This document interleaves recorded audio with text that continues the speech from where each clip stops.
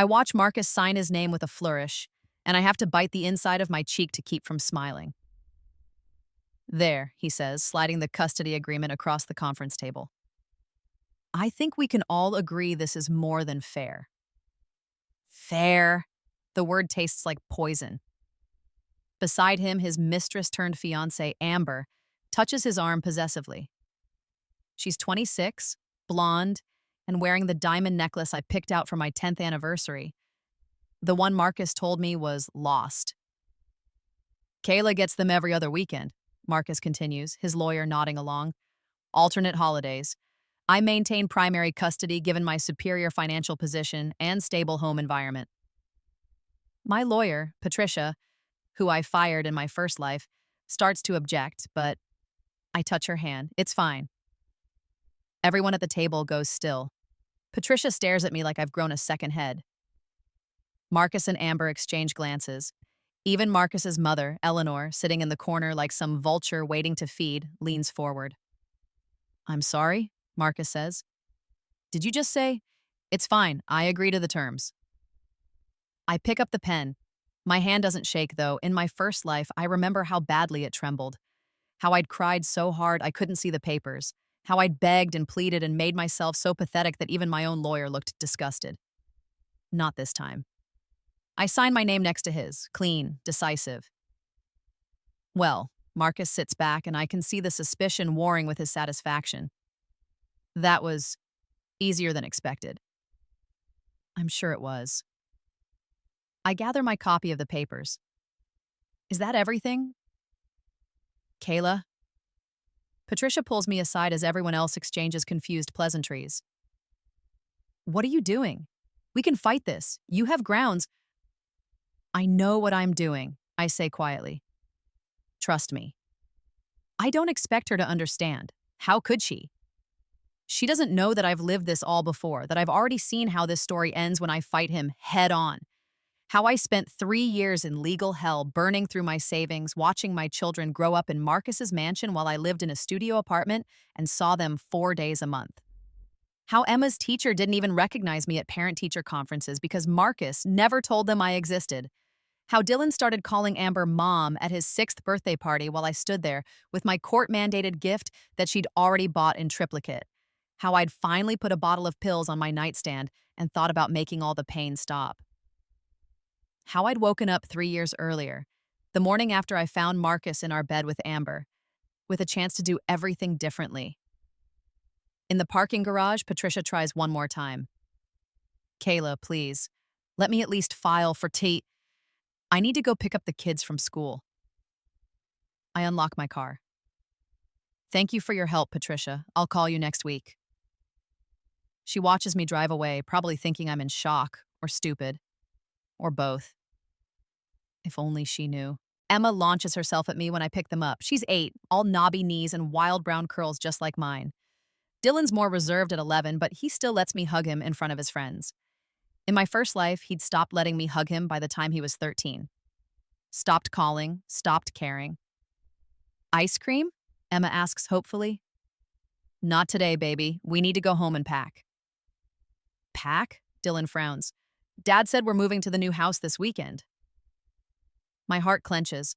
I'd almost forgotten.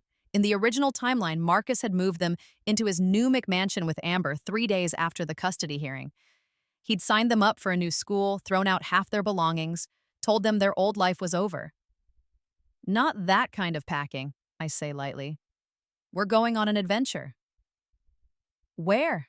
Emma bounces in her booster seat. Texas. The word hangs in the air. Dylan meets my eyes in the rearview mirror. He's smart, my boy. Too smart. For how long? He asks carefully. Forever, if we like it. Would you like that? Starting fresh, new school, new house. We could get a dog. A dog? Emma's eyes go wide. Really? Daddy says dogs are too messy. Daddy says a lot of things. In my first life, I'd tried to fight the move to Marcus's house, filed emergency motions, claimed it violated our agreement, argued that moving the kids across town disrupted their stability. I lost every argument. The judge said Marcus had primary custody and could make those decisions, that I was being obstructive and vindictive. So this time, I'm not fighting, I'm leaving. That night, I don't tell the kids everything, just that we're going to visit Aunt Jenna in Dallas, that it might be a long visit, that they should pack their favorite things because we're going to have so much fun. Emma packs 17 stuffed animals and no underwear. Dylan packs his entire gaming setup. I let them.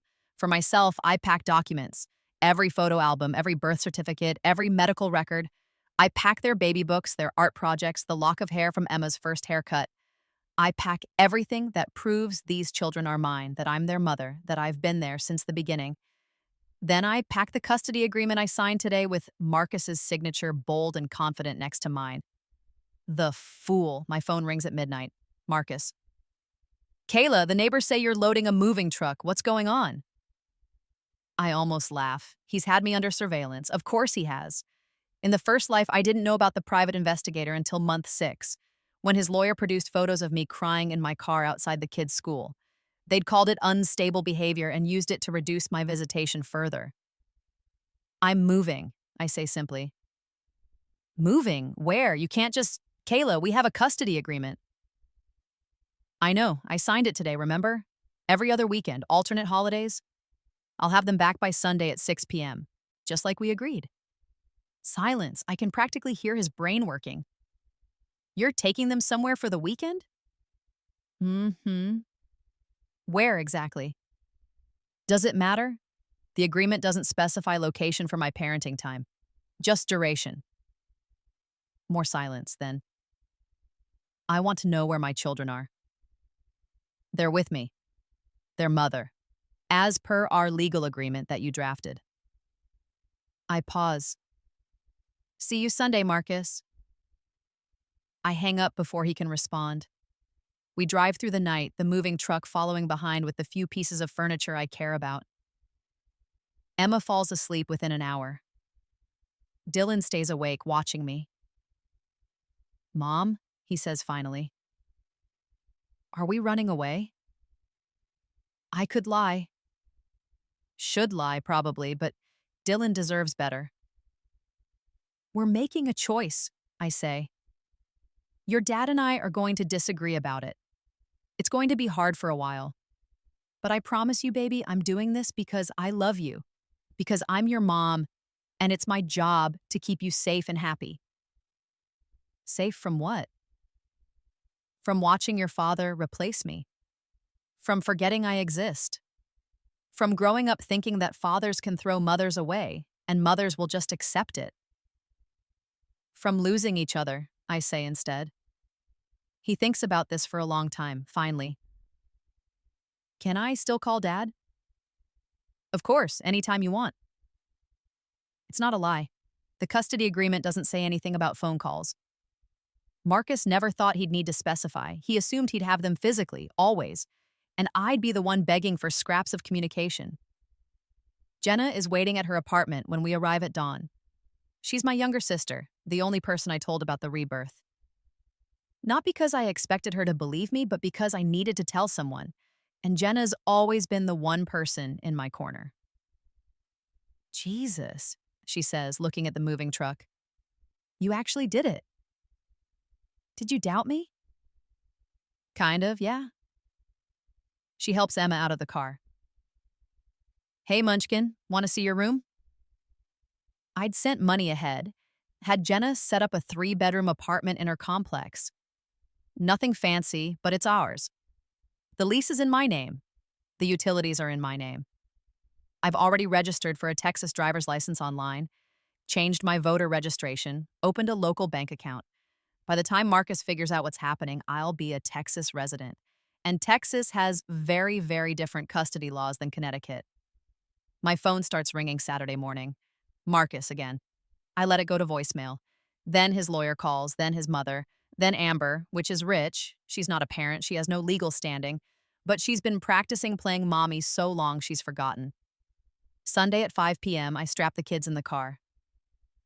Where are we going? Emma asks. To take you back to Daddy, remember? Every other weekend. Back to Connecticut? Dylan looks panicked. That's where Daddy lives, baby. The drive takes 16 hours. We stop for food, bathroom breaks, hotel sleep. I get them there. Monday at 3 p.m., technically 9 hours late. Marcus is waiting at his lawyer's office, not his house. He's furious. I can see it in the set of his jaw, but trying to stay calm. "You're late," he says. "Traffic." I kiss both kids goodbye. "Be good, okay? I love you." "When do we see you again?" Emma's lower lip trembles. 2 weeks, baby. I'll call you every day. Marcus's lawyer, Gerald, steps forward with papers. "Mrs. Foster, we need to discuss your relocation. It's not Mrs. Foster anymore. And it's not a relocation, it's a move. I'm allowed to live where I want. The custody agreement doesn't restrict my residence." "The custody agreement assumes you'll be local for exchanges." "Does it say that? Because I read it very carefully. It says alternate weekends. It says I'm responsible for transportation during my parenting time. It doesn't say anything about where I have to live." I can see Marcus's face going red. "You manipulative—" "I'm going to go now. The kids need dinner." I turn to leave, and Gerald blocks my path. "Ms. Foster, if you don't negotiate in good faith—" "I negotiated. I accepted every single term your client demanded. I signed his agreement. If he doesn't like how it's working out now, well—" I smile. He should have been more careful what he asked for. The emergency hearing is scheduled for 2 weeks later. I drive back to Connecticut with my new Texas lawyer on video call, coaching me through procedure. Marcus wants to modify custody immediately, claims I've engaged in parental alienation by moving, claims the children are in distress, claims. The Connecticut judge, the same one who'd ruled against me in my first life, looks exhausted. "Ms. Foster, you moved to Texas." "Yes, Your Honor." "With your children." "During my parenting time, yes." "And you didn't inform your ex-husband." "The custody agreement doesn't require me to inform him of anything except that I'll return the children at the specified time." "Which you didn't do," Marcus's lawyer interjects. "She was 9 hours late." "I documented the traffic delays. I sent updates, and the agreement doesn't specify penalties for late arrival due to unforeseen circumstances." The judge rubs her temples. "Ms. Foster, you must understand this appears deliberately obstructive." "With respect, Your Honor, my ex-husband drafted this agreement specifically to limit my parenting time to every other weekend. I accepted his terms. I'm following his agreement. The fact that I now live in Texas doesn't change the custody schedule. He still has primary custody. The children still attend their Connecticut school. They still live primarily in his home. I'm simply exercising my limited parenting time from my new residence." "Your Honor," Gerald stands. "My client requests an immediate modification to prevent the children from being transported across state lines." "On what grounds?" My lawyer, hired specifically because she's a Yata, Connecticut family attorney who consults with my Texas team, asks coolly. "The children aren't in danger. Ms. Foster has met every legal requirement. She's not in contempt of the current order. The children are being disrupted. The children have a mother who wants to see them. If Mr. Foster finds the travel disruptive, he's welcome to negotiate a different arrangement." The judge looks between us. In my first life, she would have ruled against me here, would have restricted my movement, penalized me for instability. But this time, I haven't given her grounds. I haven't violated any order. I haven't been late except once for documented reasons. I haven't denied Marcus anything he's legally entitled to. "I'm not modifying the custody arrangement at this time," the judge says finally. "Ms. Foster is correct that the current agreement doesn't restrict her residence. However, I'm ordering both parties to enter mediation to establish clearer terms for interstate custody." Marcus explodes. "That's unacceptable. She's kidnapping. Mr. Foster, your children are not kidnapped. They're with their mother during her legal parenting time, and they're returned to you as scheduled. If you'd wanted restrictions on Ms. Foster's residence, you should have included that in your agreement." The judge's voice is sharp. "Mediation, 30 days, next case." In the hallway, Marcus corners me. Amber hovers behind him like a blonde shadow. "What are you doing?" he hisses. parenting. You're destroying them. Emma cried for an hour after you left because she missed me. Children cry when they miss their parents, Marcus. Maybe if you'd given me more than 4 days a month, she wouldn't be so upset when we're apart. You agreed to the terms. I did, and now we're both living with them. How does it feel? His face goes purple. I will bury you. I have resources you can't imagine. Then use them. File your motions, hire your investigators, but you're fighting Connecticut's laws now, not just me.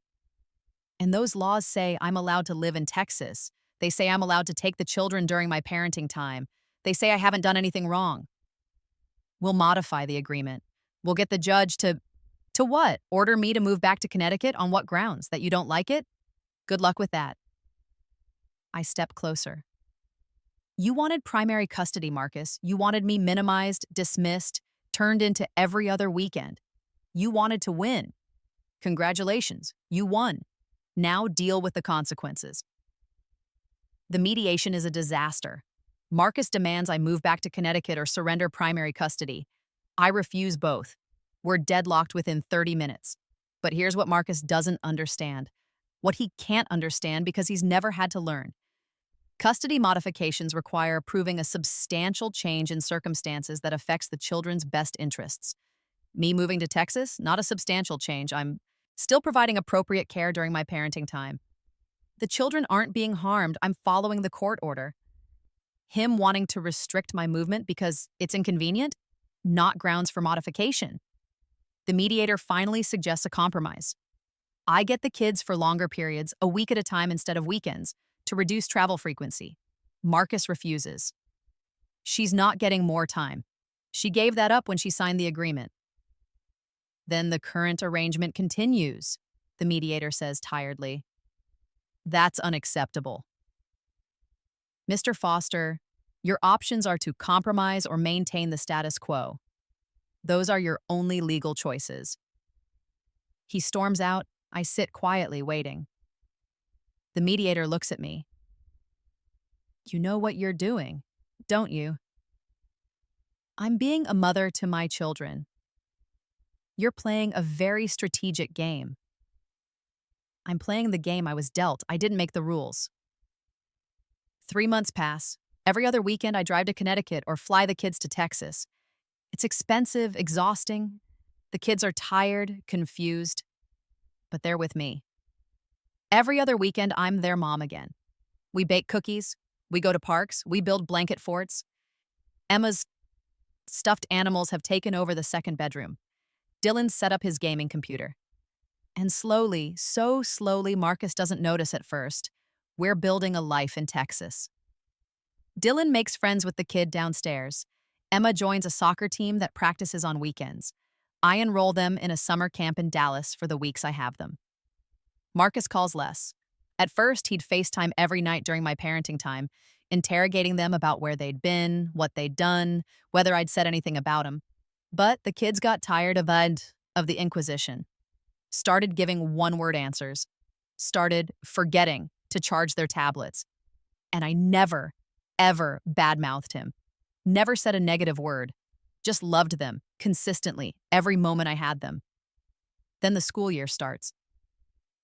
I can't do this anymore, Dylan says. He's sitting on my couch in Dallas and he looks exhausted. The flying back and forth. Missing school. Missing my friends here. Here, not there. Here. I know it's hard, baby. Emma cries every time we have to go back. She doesn't want to go to her old school anymore. She wants to stay with her soccer team. I choose my words carefully. What do you want? I want to live here. With you. Full time. My heart stops. Starts again. And your dad? He can visit, or we can visit him. But I want this to be home. I pull him close. He's almost as tall as me now, all gangly limbs and cracking voice. That's a big decision. We'd have to go back to court.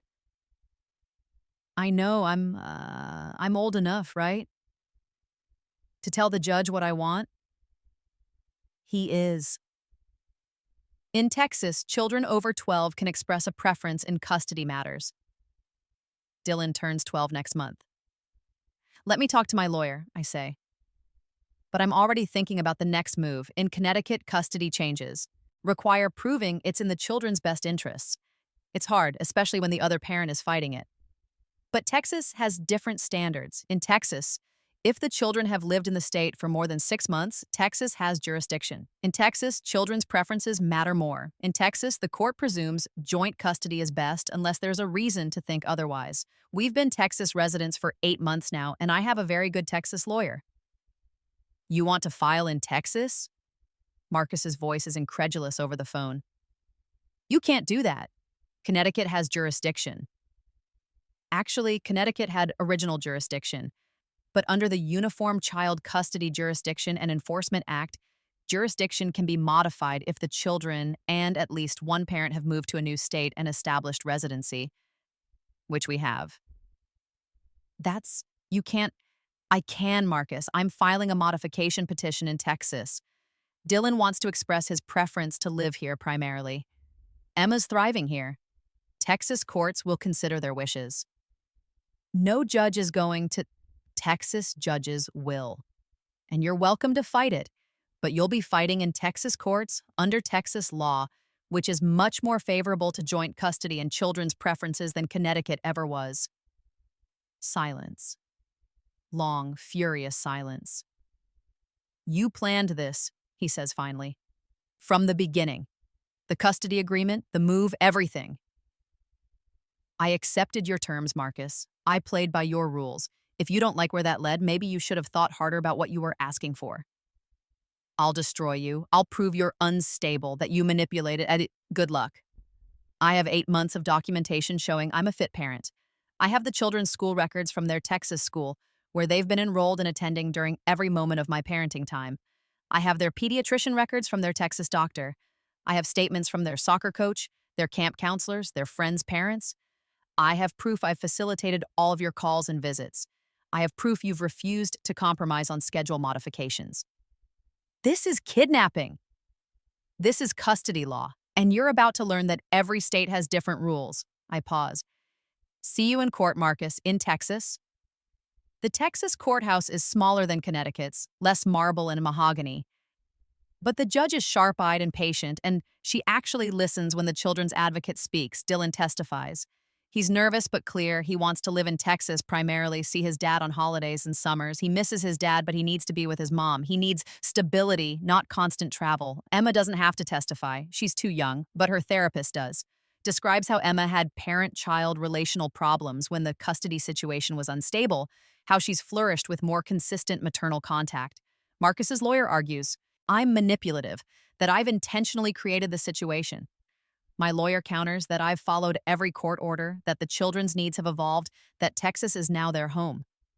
The judge reviews the Connecticut custody agreement, studies it for a long time. Mr. Foster, she says finally, you drafted this agreement? My lawyer did, but yes. And you requested primary custody with Ms. Foster receiving limited visitation? She agreed to those terms.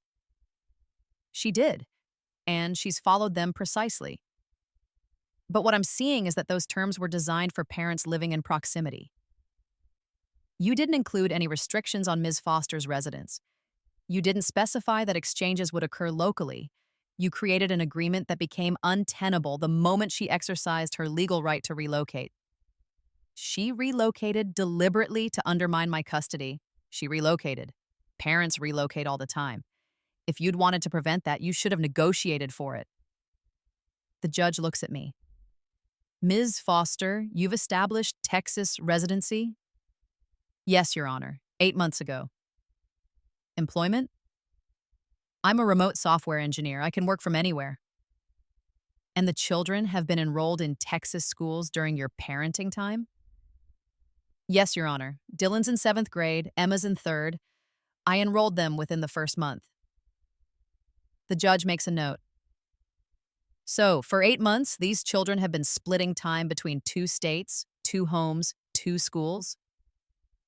During my parenting time, yes. That's not stability, Ms. Foster. No, Your Honor, it's not. That's why I'm requesting a modification that would allow the children to live primarily in Texas, with regular visitation to their father in Connecticut. Marcus starts to object, but the judge holds up a hand. Here's what I'm seeing: 2 parents who both love their children, an original custody arrangement that made sense for Connecticut but doesn't work for Texas, children who have expressed a preference for where they want to live, as is their right in the state, and a mother who has demonstrated consistent, appropriate parenting. She looks at Marcus. Mr. Foster, I'm not punishing you, but I am putting your children's needs first. They need stability. They need one primary home. And based on the evidence, that home is here in Texas, where they've established roots. Your Honor, please, I'm granting Ms. Foster primary physical custody, with you receiving standard possession under Texas law.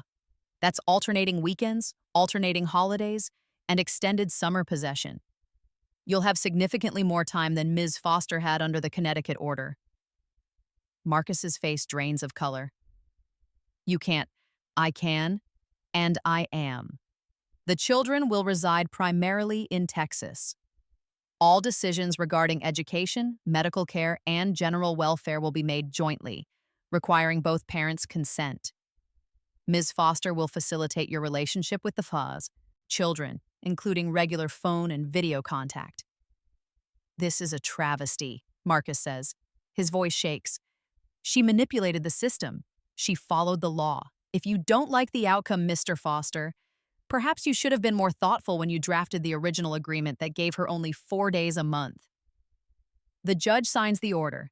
This court has jurisdiction. The modification is granted. We're adjourned. In the hallway, Marcus doesn't corner me this time. He stands frozen, staring at nothing. Amber tugs his arm. Marcus, will appeal. Will... On what grounds? I say quietly. The judge followed Texas law. Dylan's preference matters here. The children's stability matters here. You can appeal, but you'll lose. You destroyed my family, Marcus says. No, you destroyed our family when you slept with her. I nod at Amber. You destroyed it more when you tried to erase me from our children's lives. I just rebuilt it somewhere you couldn't control. They're my kids. They're our kids. They always were. But you wanted to make them yours only. You wanted me minimized, powerless, irrelevant. I step closer. I signed your agreement, Marcus. I gave you everything you asked for, and then I used it against you because you were so arrogant, so certain you'd won that you never stopped to think about what might happen if I refused to play the victim. I'll fight this. You will, and you'll spend thousands of dollars and you'll lose. Because Texas has jurisdiction now and Texas law is on my side. Or, I pause. You could accept the ruling. Be a good father during your parenting time. Call them regularly. Visit them in Texas when you want. Co-parent like adults. Why would I do that? You've proven you can't be trusted. No, Marcus, I've proven you underestimated me. There's a difference. I turn to leave, then stop. The kids love you. They want a relationship with you. Don't destroy that by being bitter about losing a custody battle you started. You'll still see them more than you let me see them for 2 years. Think about that. 6 months later, Dylan's playing soccer in the backyard with Emma while I prep dinner. Jenna's over, helping me chop vegetables. He called again, she says. Marcus's lawyer wants to negotiate a modified schedule. What are they offering? 6 weeks in summer, alternating major holidays, 2 weekends a month when the kids are on school break. I consider it. That's more than the court order requires. He's trying. Amber left him, apparently. She didn't sign up to be a long-distance stepmom. I don't feel triumphant about that. Just tired. Tell them we'll mediate. If he wants more time and it works for the kids, I'm open to it. Jenna looks at me. You're serious? I never wanted to keep them from him. I just wanted to be their mother. If he's willing to co-parent now instead of trying to erase me, then yes. We can work something out. Through the window, I Watch Emma execute a perfect goal kick. Dylan cheers. They're brown from the Texas sun, taller than they were a year ago, happy. My phone buzzes. A text from Dylan's teacher reminding me about the parent-teacher conference next week. Then one from Emma's soccer coach about the tournament schedule. Then one from their dentist about upcoming cleanings. All the mundane, beautiful details of being a mother, of being present, of mattering. In my first life, I'd been a ghost in my children's lives. A name on a visitation schedule, a face they saw twice a month, a voice on the phone they gradually stopped answering. I'd died or close enough in a studio apartment, alone, mourning children who were still alive but lost to me forever. And I'd been given a second chance.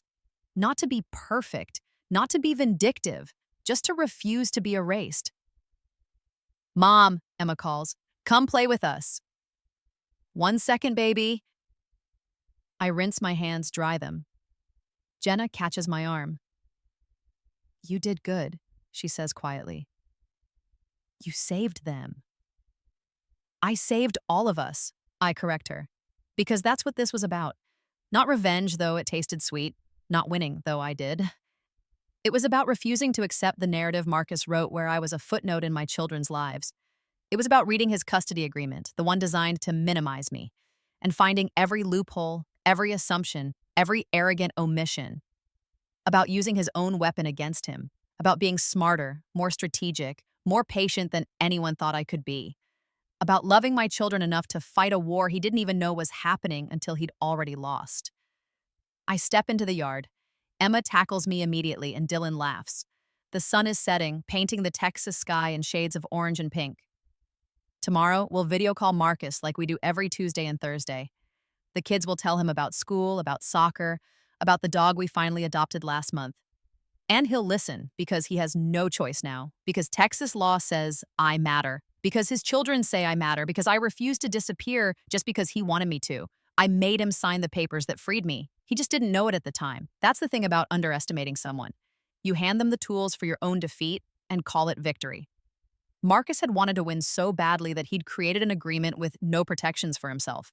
No residency restrictions, no requirement that I stay local, no penalties for relocation. Just a basic every other weekend schedule that assumed I'd stay powerless and local and defeated. He'd assumed the fight was over when I signed.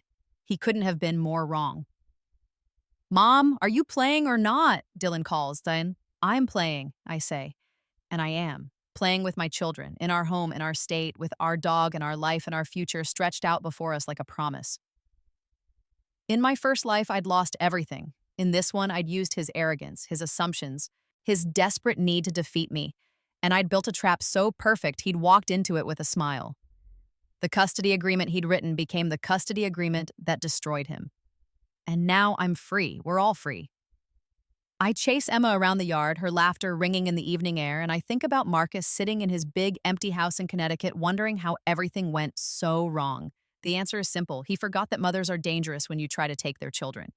He forgot that sometimes the best revenge is playing by the rules, his rules, until they become your weapon.